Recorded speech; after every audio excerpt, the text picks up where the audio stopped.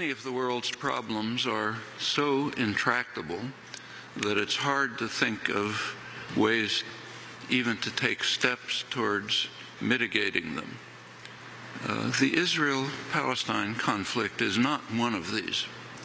On the contrary, the general outlines of a diplomatic solution have been clear for at least 40 years, not the end of the road, nothing ever is, but a significant step forward.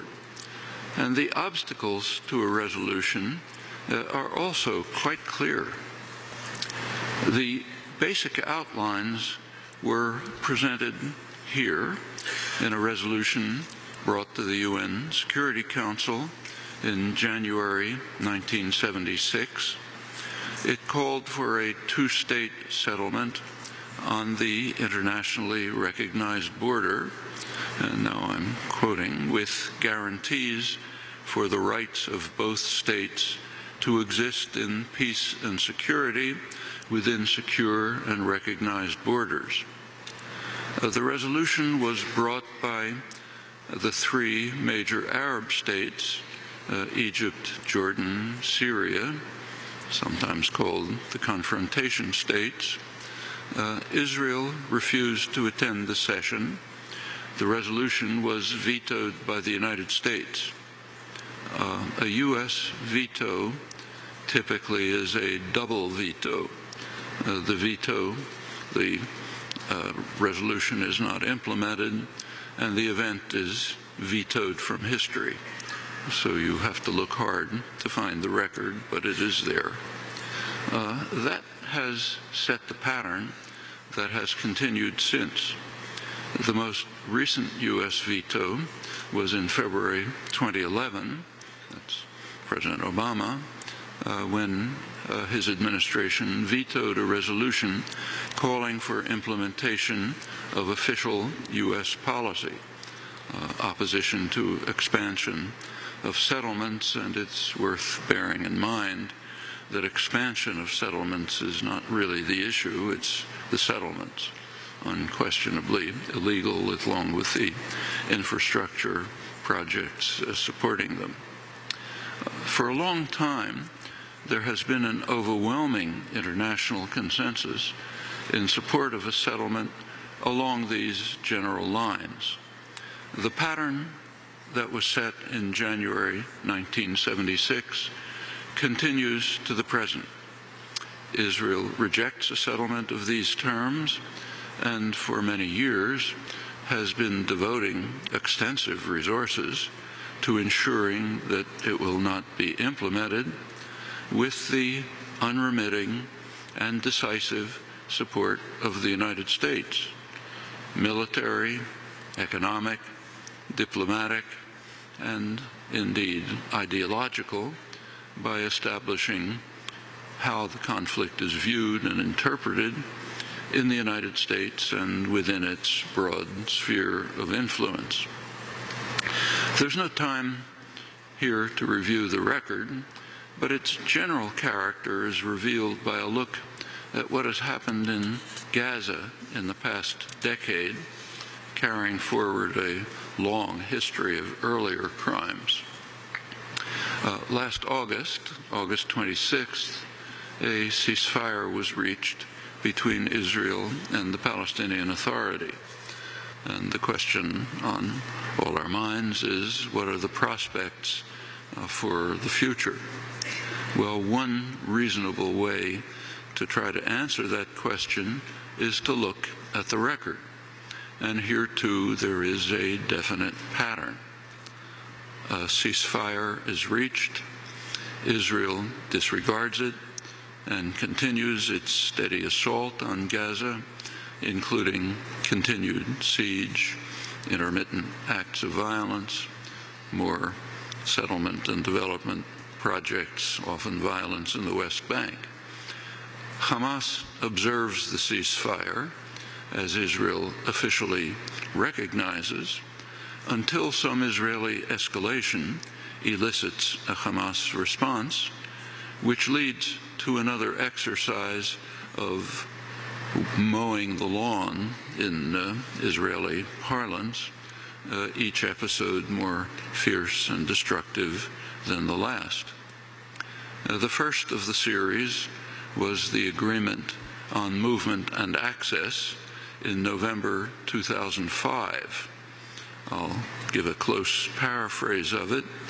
It called for a crossing between Gaza and Egypt at Rafah for the export of goods and the transit of people, continuous operation of crossings between Israel and Gaza for the import and export of goods and the transit of people, reduction of obstacles to movement within the West Bank, bus and truck convoys between the West Bank and Gaza, the building of a seaport in Gaza, the reopening of the airport in Gaza that Israel had recently destroyed. These are essentially the terms of successive ceasefires, including the one just reached a few weeks ago. The timing of the November 2005 agreement is significant. This was the moment of Israel's disengagement, as it's called, from Gaza, the removal of several thousand Israeli settlers from Gaza.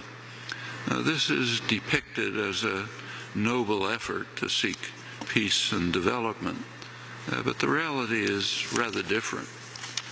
The reality was described very quickly by the Israeli official who was in charge of negotiating and implementing the ceasefire, Dov Weissglass, close confidant of then Prime Minister Ariel Sharon.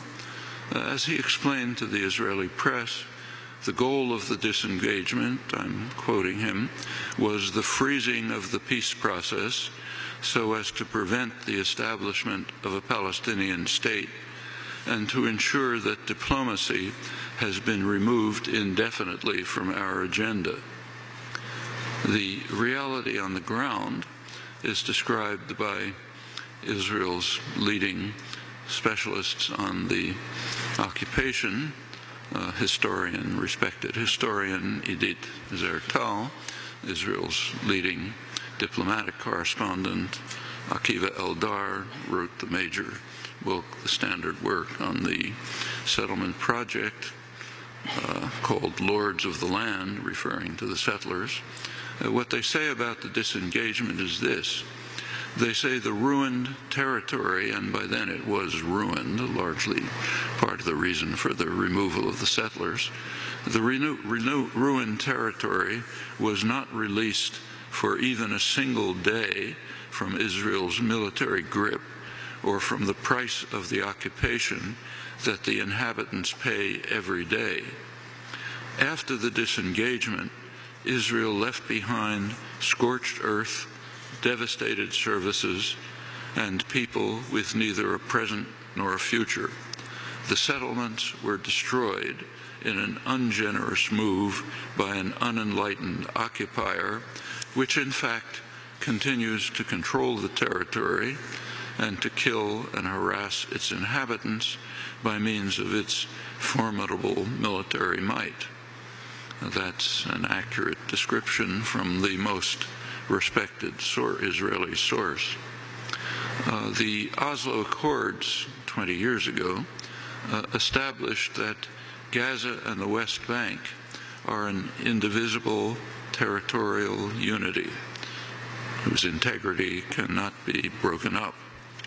For 20 years, the United States and Israel have been dedicated to separate Gaza and the West Bank in violation of the accords that they had accepted.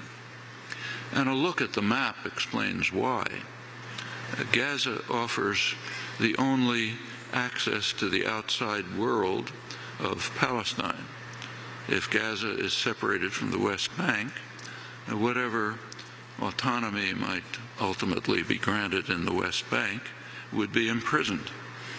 Israel on one side, a hostile Jordan, ally of Israel on the other side, and in addition, one of Israel's slow and steady U.S.-backed policies is to take over the Jordan Valley, about a third of the West Bank, much of the arable land, which would essentially imprison the rest even more tightly if Gaza is separated from the West Bank. Now, that's the major geostrategic reason for the Israeli insistence, with U.S. backing, on separating the two in violation of the Oslo agreements and the series of ceasefires that have been reached since November 2005.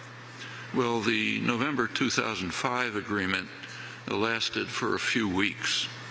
In January 2006, a very important event took place, the first full free election in the Arab world, carefully monitored, recognized to be free and fair. It had one flaw, came out the wrong way. Hamas won the parliament, control of the parliament. U.S. and Israel didn't want that. You may recall at that period, the slogan on everyone's lips was democracy promotion. The highest U.S. commitment in the world was democracy promotion. Here was a good test. Democracy. Election came out the wrong way. The U.S. instantly decided, along with Israel, to punish the Palestinians for the crime of voting the wrong way. A harsh siege was instituted, other punishments, violence increased. The United States immediately began to organize a military coup to overthrow the unacceptable government. That's quite familiar practice. I won't go through the record. The European Union, to its shame and discredit, went along with this. There was an immediate Israeli escalation. That was the end of the November agreement, followed by major Israeli onslaughts.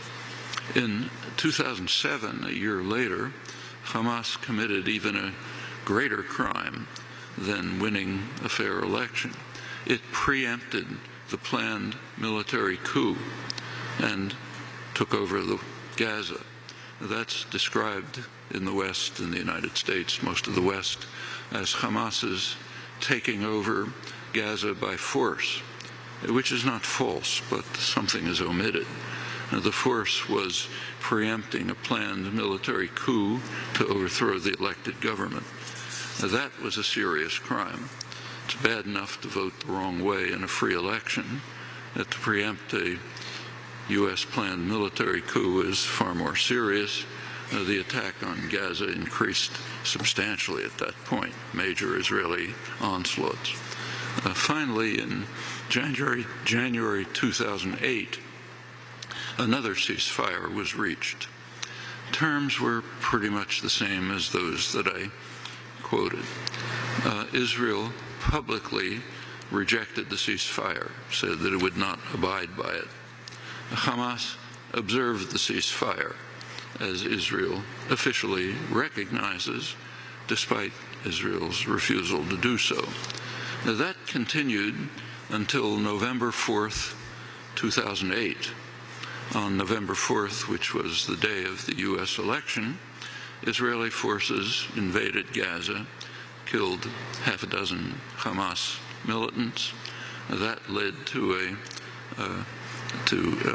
Qassam rockets attacking Israel, huge Israeli response, lots of killings, all Palestinians as usual.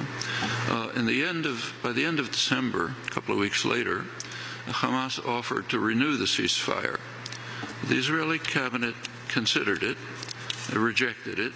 This was a dovish cabinet led by Ehud Olmert, rejected it and decided to launch the next major military operation.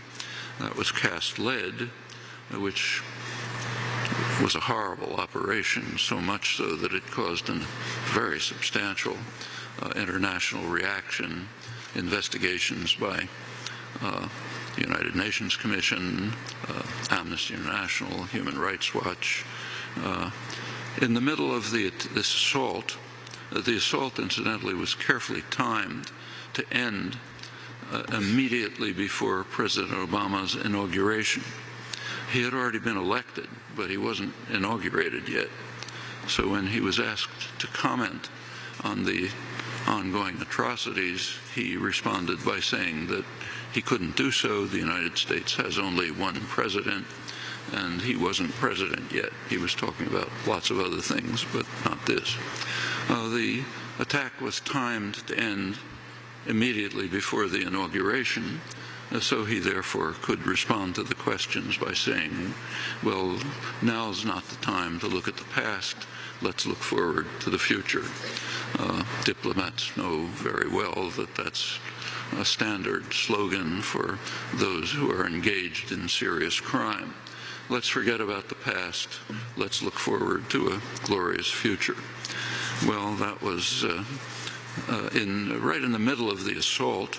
The Security Council did pass a resolution unanimously, U.S. abstaining, calling for an immediate ceasefire with the usual terms. That was January 8th, 2009.